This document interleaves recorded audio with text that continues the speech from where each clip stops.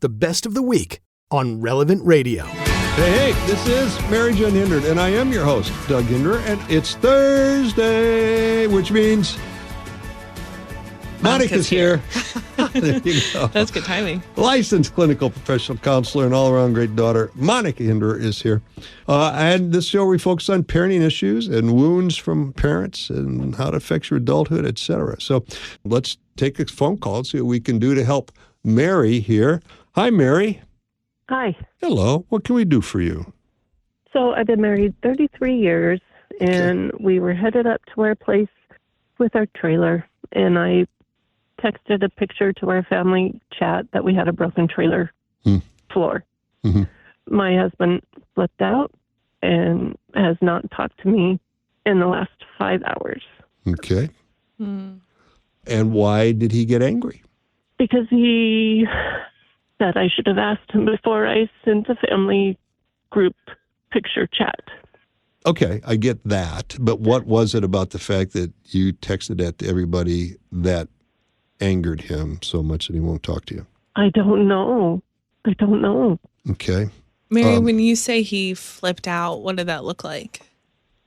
Like swear words at me, calling me names. Why did you do this without my permission? Mm-hmm. So how does he feel about the trailer? Is it his trailer? Does he take a lot of pride in it? Yeah, I guess you could say that. Okay. Is he one of these pretty handy guys who fixes things himself? Yes. I posted a picture that we were headed up to the property. He had a bunch of stuff in the back of the truck, and I didn't think it was that big a deal. Mm-hmm. But obviously he did, because that's why he got triggered, right? And so the idea is let's figure out what it was that triggered him, right? Well, I'm kind of curious. Is this y'all's like typical conflict pattern? Like, is he typically explosive? I know the note here says you guys have been together for a long time. Like, what does this conflict dynamic typically look like for you guys?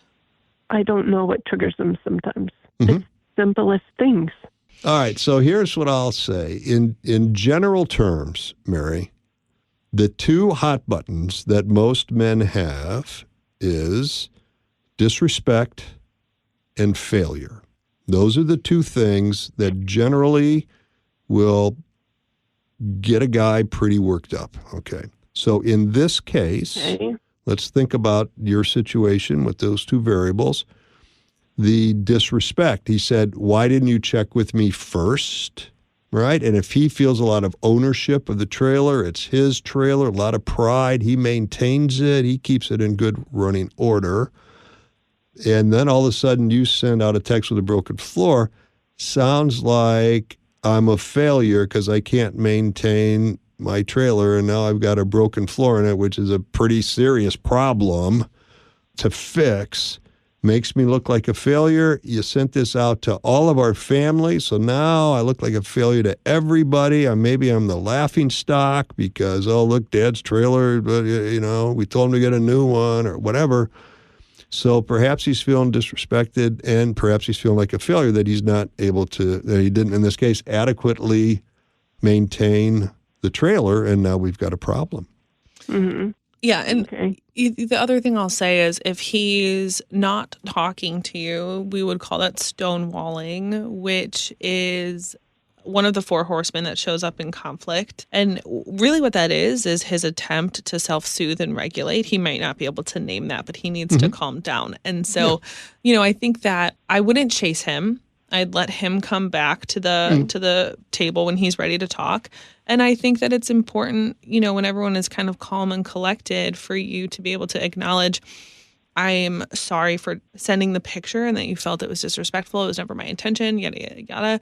Mm-hmm. And also, though, to be really clear that the way he treated you wasn't acceptable, right? That like that type of inflammatory and volatile response with swearing and name calling is also harmful and disrespectful. And so, to be able to express that to him too, as you guys are kind of working through conflict repair. Yeah. So, yes, I agree. So, Mary, what's he doing now? He's working on the floor. He's working on the floor. Yes, he is. I'll bet he is. And I'm off with my dogs. Off with the dogs. Oh, yeah, okay, that's fine.